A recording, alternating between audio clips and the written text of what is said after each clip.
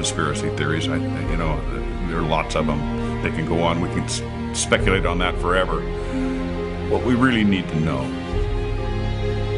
is how those buildings came down. World Trade Center 7 collapsed because of fires fueled by office furnishings. It did not collapse from explosives or from fuel oil fires. To undermine scientific integrity is to undermine our democracy. This is what NIST has done, denied and ignored crucial evidence. The American people absolutely need the truth of 9/11.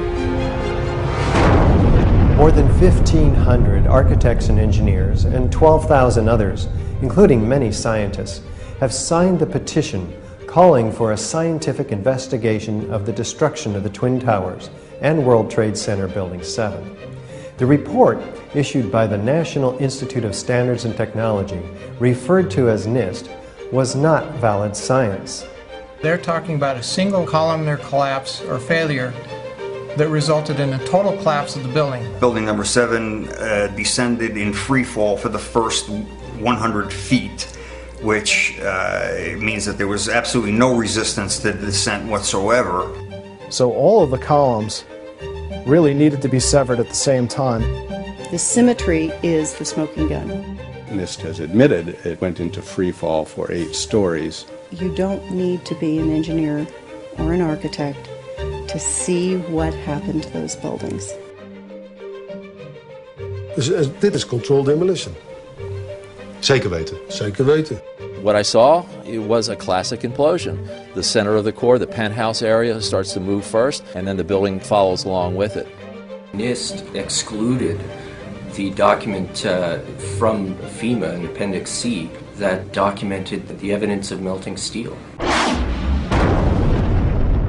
In an office fire, you cannot generate enough heat to melt steel.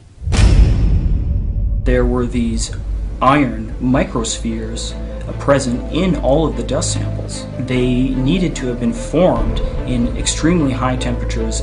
All the characteristics of the microspheres, along with what I see in the attack of the beams that were actually found, tell me that thermite was involved in melting those steel beams. In the dust, what we have found is a modern version of thermite, which we call nanothermite. NIST concedes that they found no evidence for explosives. So then we asked them, well, did you look?